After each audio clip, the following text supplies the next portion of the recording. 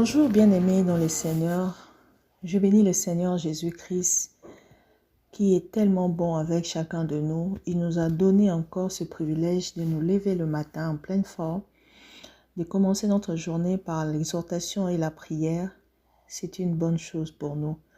Bien-aimés, il est important de s'attacher à la parole de Dieu qui est notre lampe, qui illumine notre connaissance, notre vie, afin que nous puissions toujours marcher et faire la volonté de Dieu qui est dans sa parole. Bien-aimés, aujourd'hui nous allons partager dans le livre de 1 Timothée, le chapitre 6. Je vais lire à partir du 3e jusqu'au 5e verset. Je lis au nom de Jésus.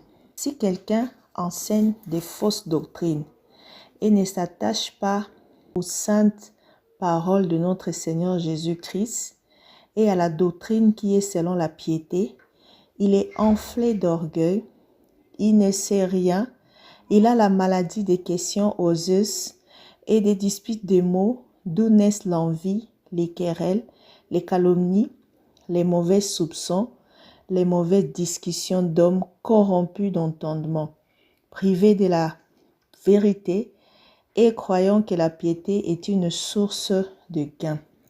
Bien-aimés, aujourd'hui, nous allons partager sur les faux docteurs et l'amour de l'argent. Bien-aimés, il est important que nous sachions que le temps que nous sommes en train de traverser, plusieurs de faux sont là. Parce que pendant ce temps de la fin, le diable a répandu plusieurs faux docteurs pour venir enseigner des hérésies, pour venir tordre la parole de Dieu et égarer plusieurs. Bien-aimés, vous allez reconnaître les faux docteurs par rapport à ce qu'ils enseignent. La Bible nous dit, si quelqu'un enseigne de fausses doctrines et ne s'attache pas à la parole de notre Seigneur Jésus-Christ et à la doctrine que les apôtres nous ont laissée, donc il n'est pas des nôtres. Ces gens-là, ces faux docteurs sont enflés d'orgueil. Ils ne savent absolument rien. Ils ont la maladie des questions oseuses et des disputes de mots. Vous voyez, dans une prédication, ils multiplient plusieurs mots. Parce que ici, je vais rassurer le peuple de Dieu que c'est pas si vous entendez quelqu'un articuler des mots de bon français ou plusieurs langues qu'il est forcément en train de dire la vérité. Pour reconnaître la parole de Dieu, il faudrait être comme des chrétiens des bérets qui, lorsqu'on les enseignait, ils ouvraient la Bible et ils voyaient les choses ensemble avec les prédicateurs. Souvent, dans leurs paroles, dans leurs prêches, il y a beaucoup de choses qui manifestent qu'ils sont orgueilleux dans leur façon de parler. Ce sont des messages insultants, ce sont des messages des soupçons, des comparaisons. Ils amènent la calomnie. Donc, quelqu'un qui finit la prédication, vous avez juste retenu toutes sortes de calomnies ou de vains discours qu'il a prononcés. Ils se font passer comme si ce sont des gens qui marchent selon la piété. Mais cela ne suffit pas. Ils peuvent vous parler de rester pauvre en esprit, mais cela ne dit pas que vous ne devez pas devenir, vous ne devez pas posséder tout ce que vous devez posséder. Parce que ici, nous allons parler aussi des richesses. Tout enfant de Dieu est appelé à vivre, à croître, à prospérer comme prospère l'état de son âme, à prospérer dans le bien spirituel que physique. Mais pendant ce temps de la fin, nous devons apprendre à nous contenter de ce que Dieu nous donne. Dans les messages de faux docteurs, on ne sentira pas le contentement. Parce que le contentement avec la piété, ensemble, vous marchez dans la volonté de Dieu. Car si vous avez la nourriture, les vêtements, cela vous suffit. Mais tous ceux qui pensent à s'enrichir plus, il y a aussi des tentations liées à cela. Et les faux prophètes, ils vous amènent des paroles de prospérité qui vous amènent à chercher à l'extrême et vous serez prête à tout et vous serez livré à vous-même parce que ce genre de prédication amène beaucoup de désirs qui vous plongent dans la ruine et dans la perdition. Tous ceux qui ont suivi de faux docteurs avec leur fausse doctrine sur la prospérité, la majorité se sont égarés. Car l'amour de l'argent, c'est la racine de tous les maux. Pour avoir de l'argent, beaucoup seront obligés de faire n'importe quoi. Quelques-uns même étant possédés, se sont égarés loin de la foi et se sont jetés et même dans le bien des tourments.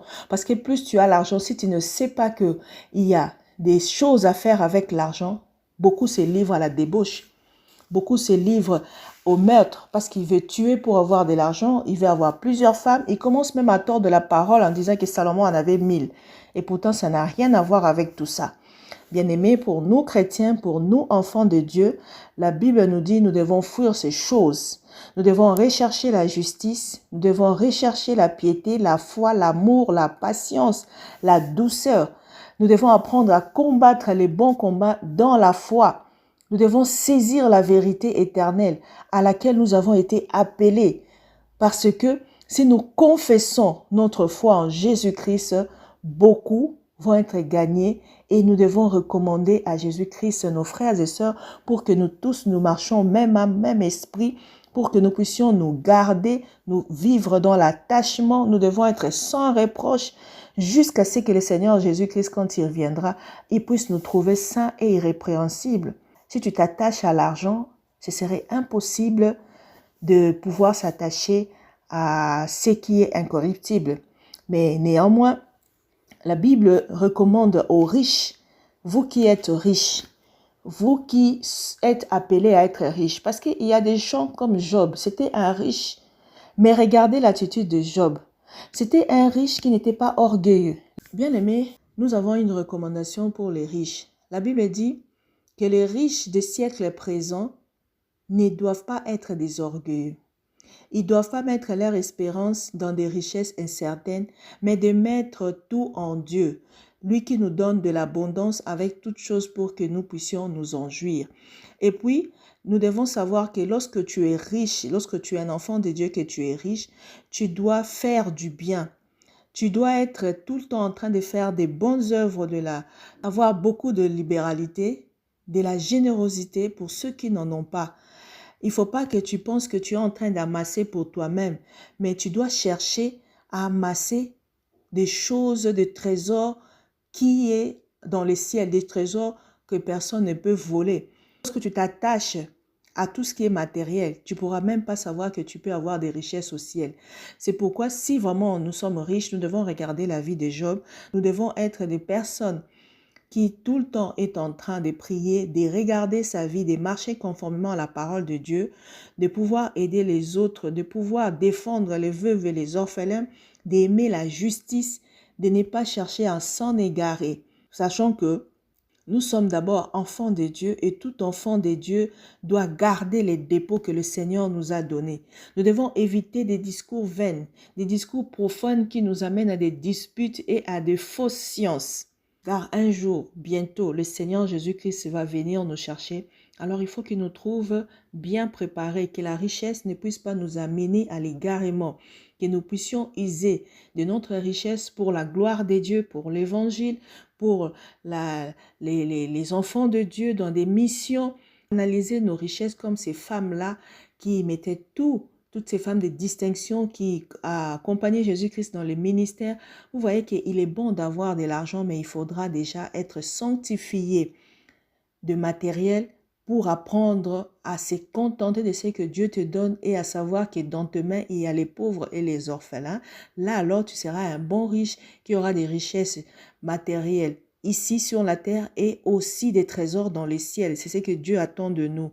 Alors, quand tu n'es pas préparé à tout ça, ne t'hasarde pas à poursuivre l'argent parce que tu poursuis exactement ta perdition. Bien-aimés, si vous avez entendu cette parole, nous allons prier. Prions au nom de Jésus-Christ. Éternel Dieu de gloire, Seigneur, je te bénis car l'or et l'argent t'appartiennent. Tu as dit dans ta parole dans AG 2:8 que l'argent est à moi, l'or est à moi. Parce que tu es celui qui en possède et nous n'avons pas besoin de la poursuivre. Parce que si nous nous laissons dans ta présence, si nous cherchons premièrement le royaume, toutes ces choses nous suivent, toutes ces choses nous seront données par-dessus quoi. Ô Seigneur, apprends-nous, Seigneur, ô Dieu, à fuir les passions de la vie, les passions de la jeunesse, à rechercher la justice, à rechercher la piété, la foi, à être, Seigneur, des hommes et des femmes patients, pleins d'amour. Dans la douceur, nous voulons apprendre, Seigneur, ô Dieu, à vivre comme étant des bons chrétiens. Nous voulons combattre les bons combats de la foi. Nous voulons saisir la vie éternelle, Seigneur, ô Dieu. C'est à cela que tu nous as appelés. Nous n'avons pas besoin de belles confessions. Nous n'avons pas besoin d'être tout le temps en dispute de mots par rapport à telle ou telle chose. Mais nous voulons, Seigneur, oh Dieu, garder les commandements que les apôtres nous ont laissés. Nous voulons garder les commandements et de vivre sans tâche, sans reproche, jusqu'à l'apparition de notre Seigneur Jésus-Christ. Ô Seigneur Jésus-Christ, toi qui es le roi de rois, toi le Seigneur des seigneurs, toi qui es le seul à posséder l'immortalité, qui habite une lumière inaccessible que nul homme, Seigneur, n'a vue et que nul homme ne peut avoir, Seigneur, oh Dieu. À toi, Seigneur, qui appartient l'honneur, la puissance et la gloire. Seigneur, nous voulons recommander nos vies. Nous voulons que pour toute notre vie sur la terre, nos yeux soient attachés à toi. Nous voulons toujours regarder à toi. Nous voulons vivre pour toi. Nous voulons être, Seigneur, remplis de bonnes œuvres. Nous voulons vivre dans la libéralité. Nous voulons être généreux avec tous ceux qui sont dans le manque, Seigneur. Nous ne voulons pas amasser des choses sur la terre, mais nous voulons amasser des trésors dans le ciel. C'est pourquoi apprends-nous, Seigneur, oh Dieu, à nous contenter de ce que tu nous donnes. Apprends-nous, Seigneur, à vivre pour toi, à nous détourner, Seigneur, de fausses doctrines qui nous fait détourner dans la foi. Nous voulons juste, Seigneur, oh Dieu, que ta personne du Saint-Esprit guide mon frère et ma sœur. Nous voulons qu'à chaque instant de nos vies, que ta main nous accompagne, que dans nos projets, que ta main nous accompagne. Nous voulons que, Seigneur, ta parole éclaire nos vies, car tu es une lampe, Seigneur, oh Dieu, sur nos pas. Oh Seigneur, que ta parole illumine, Seigneur, nos vies. Nous ne voulons pas vivre comme tous les hommes. Nous ne voulons pas suivre de vent, ô Dieu de la prospérité, comme le monde le prêche, mais nous voulons nous contenter de ce que, Seigneur, ce que tu nous donnes est précieux et de marcher, Seigneur, ô Dieu, dans la crainte de ton nom pour haïr le mal et finir avec le péché. Nous voulons apprendre à garder nos langues en bride pour nous préserver de tous les disputes de mots, tous les soupçons, tous les calomnies qui est le docteur de la loi amène dans des prédications qui après divisent. Ô Seigneur, loin de nous toutes ces choses, loin de nous toutes ces séductions, loin de nous tout ce qui peut ruiner notre foi. C'est pourquoi nous gardons nos vies en toi, nous nous consacrons à toi et nous te demandons la force, Seigneur. Sois notre esprit, Seigneur, ô Dieu, l'esprit qui conduit nos vies, toi l'esprit des conseils, l'esprit de sagesse et d'intelligence, marche dans chacun de nous, Seigneur, afin que nous regardons et nous ayons les yeux fixés sur la doctrine de Jésus-Christ, ce qui est la meilleure alliance que tu nous as introduite. Oh Seigneur, merci. Merci parce que tous nos désirs de cœur, tu le connais. La Bible dit, fais de l'Éternel tes délices, il te donnera ce que ton cœur désire. Seigneur, nous voulons que tu sois notre délice, afin que dans nos cœurs, Seigneur, tu puisses regarder et donner les désirs de nos cœurs. Lorsque nous avons besoin de quelque chose, nous voulons la voir s'accomplir, parce que nous avons une intimité avec toi. Tu es le bon mari, le bon papa, les bons frères, un ami fidèle. Seigneur, t'avoir dans nos vies, Seigneur, c'est la meilleure chose que nous soit arrivée. C'est pourquoi nous gardons nos vies en toi. Nous bénissons nos familles, nous bénissons nos frères et sœurs. Je prie pour tous ceux qui se sont égarés en recherchant les richesses de ce monde. Seigneur, fais-leur revenir comme des enfants perdus dans la maison, Seigneur, car tu n'imputes à personne sa faute. Nous sommes au temps de la grâce. Réveille tes enfants, manifeste ton amour dans leur vie et que chacun revienne, car tu ne le condamnes pas, mais tu veux qu'il soit excellent. Tu veux que les erreurs de nos passés puissent être, Seigneur, des voies par excellence que nous allons passer maintenant, parce que nous allons nous corriger et nous allons vivre pour toi. Merci pour toutes choses. Que l'honneur, la gloire soit pour toi. Au nom de Jésus-Christ. Amen.